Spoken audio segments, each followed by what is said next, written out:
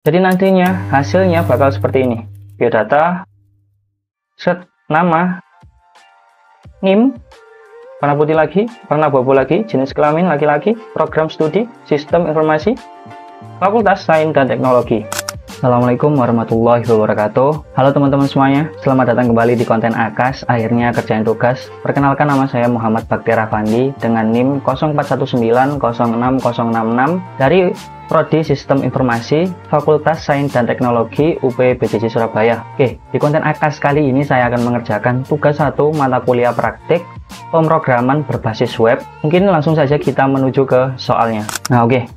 Di sini sudah terdapat soal nomor 1 di mata kuliah pemrograman berbasis web ini, di mana di sini kita disuruh untuk membuat tampilan atau halaman website sederhana, di mana di halaman website tersebut yaitu kita disuruh untuk menampilkan biodata, ada nama, NIM, jenis kelamin, program studi, dan fakultas. Oke, langsung saja saya buka untuk Visual Studio Code-nya. Di sini saya menggunakan Visual Studio Code untuk proses pengembangan website ini. Dimana di sini sebelum saya mengerjakan ini, saya sudah dapat ide akan saya buat seperti apa nanti halaman websitenya. Oke, yang pertama mungkin kita buat struktur dasar HTML-nya, yaitu ada tag HTML, head, ada title, meta ini, terus ada body.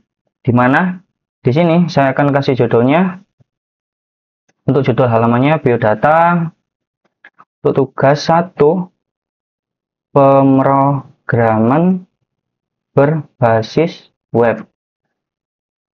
Oke, ini nanti untuk halaman yang akan tampil di websitenya nanti, yaitu kode atau tag HTML yang ditulis di tag body ini. Jadi ini nanti akan saya konsep itu seperti section, jadi perbagian. Jadi awal nanti yaitu bagian untuk biodata, terus setelah itu nama bagian sendiri, ada bagian untuk jenis kelamin sendiri, NIM, prodi, dan fakultasnya sendiri. Saya akan buat dulu struktur HTML-nya, dimana saya buat section dulu. Saya manfaatkan tag H1 untuk judul di setiap bagiannya, dimana untuk yang awal itu biodata. Ini untuk kejelasannya untuk penjelasannya atau paragrafnya saya kosongi dulu. Setelah itu saya buat section baru lagi untuk judulnya. Ini nanti ada nama, untuk nama saya yaitu Muhammad Baktiar Afandi. Setelah itu mungkin bisa saya duplikat saja. Untuk shortcut duplikatnya yaitu Alt Shift sama arah bawah atau arah atas. Saya siapkan nama, jenis kelamin, NIM, terus ada prodi sama fakultas. Oke, NIM yang saya 0419060066. Setelah itu, mungkin jenis kelamin dulu ya. NIM, nama, NIM, jenis kelamin, program studi. Jenis kelamin, setelah itu program studi, jenis kelamin kok program studi, laki-laki untuk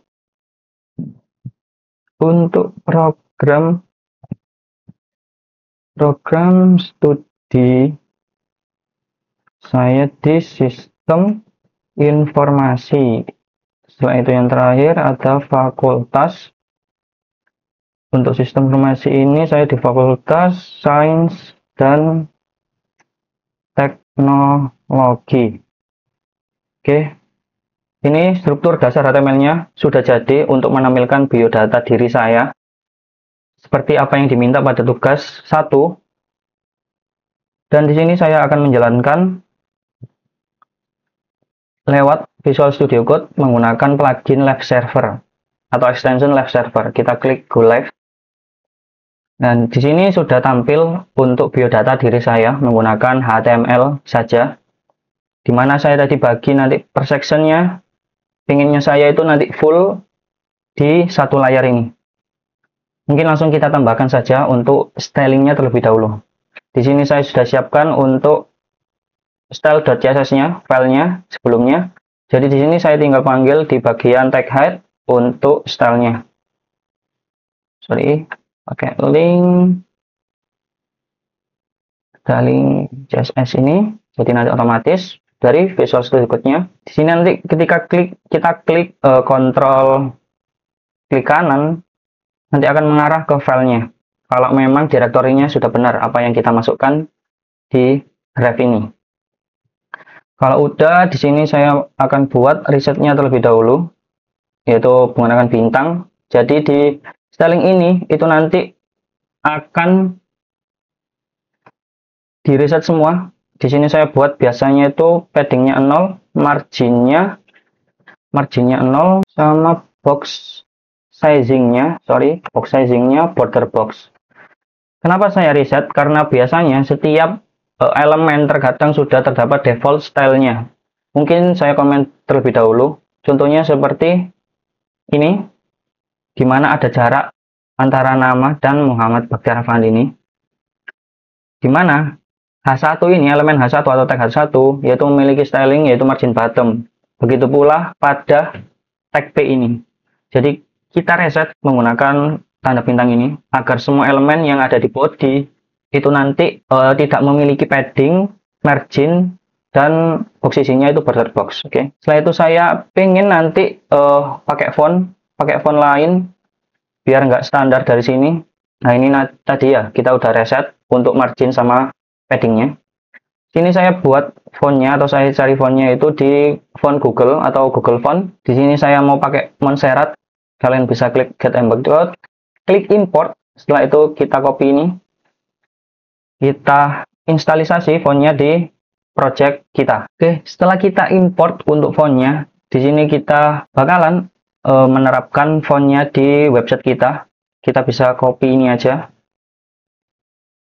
Setelah itu kita daftarkan di body agar semua di dalam body nanti untuk fontnya itu pakai font Montserrat.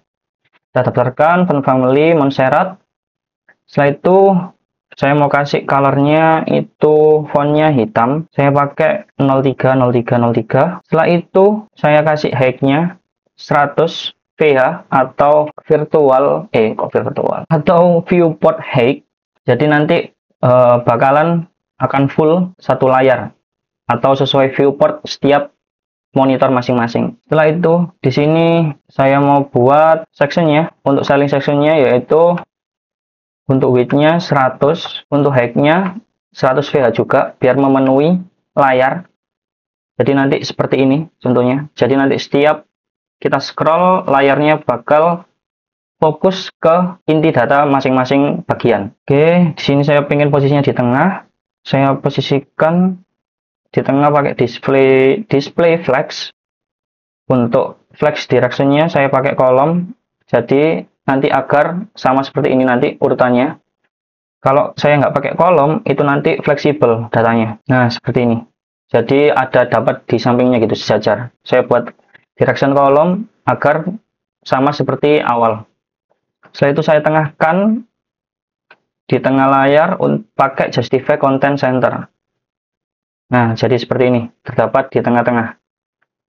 Saya kasih paddingnya 2 rem untuk atas dan bawah, dan 3 rem untuk kanan kirinya. Oke, jadi seperti ini. Setelah itu saya mau kasih untuk styling H1-nya, itu untuk font size atau ukuran fontnya saya pakai 2,5 rem, jadi nanti segini ukurannya. Setelah itu saya pakai font weight atau ketebalan fontnya yaitu 900 atau extra bold. Setelah itu saya styling tag P-nya pakai font size 1,2 rem. Standarnya biasanya kalau tag P itu 16 px atau 1 rem. Jadi nanti seperti ini. Nah, ide saya yaitu nanti sekali scroll ke bawah yaitu nanti akan fokus ke satu bagian.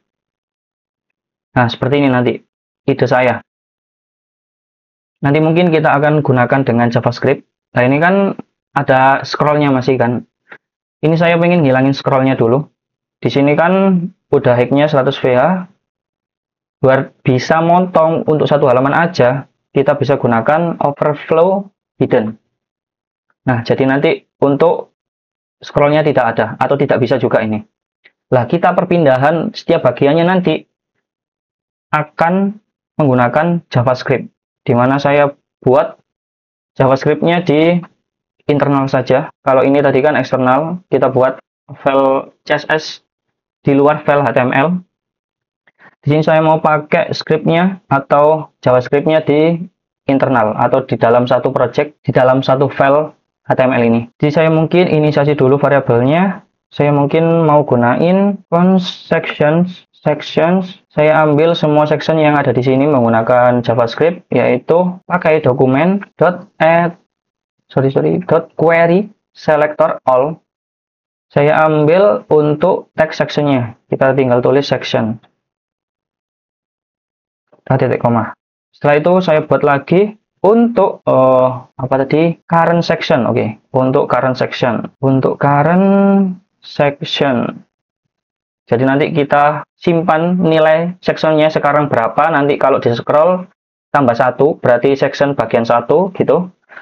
Kita buat standarnya 0 untuk biodata ini.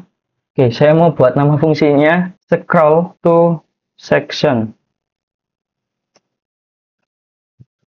Ini saya buat parameter index nanti biar bisa pergantian indeks dari sectionnya. Dimana di sini kita punya ada total 1, 2, 3, 4, 5, 6. Ada 6 data.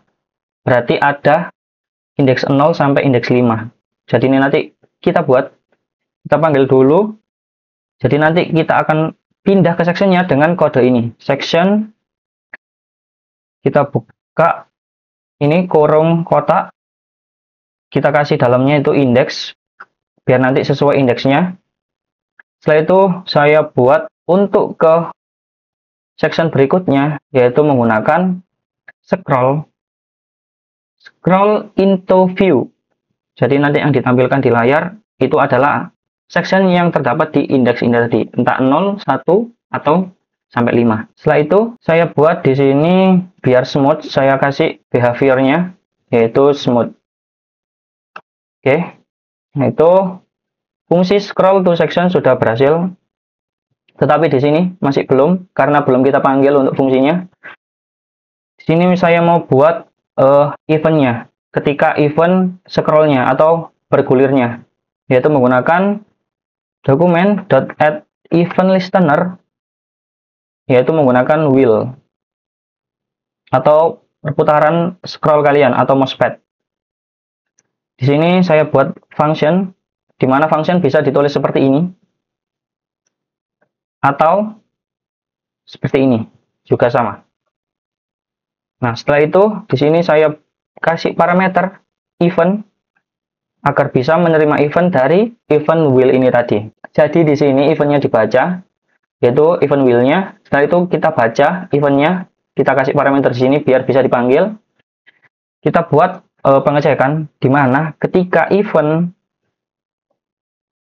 ada kejadian itu tadi delta y-nya, di mana delta y ini digunakan untuk mengecek posisi awal dan akhirnya, di mana ketika kita scroll vertikal, yaitu berarti y-nya terdapat perubahan angka, di mana kalau scroll ke bawah, itu nanti kita akan menuju ke atas, seperti ini. Nah, scroll ke bawah, ke atas, kalau scroll ke atas, kita akan ke bawah. Jadi nanti kalau kita mau ke bagian bawahnya dari biodata, yaitu ke nama, kita bisa ambil bahwa delta y itu lebih dari 0 atau nilainya plus. Berarti kita lagi scroll ke atas.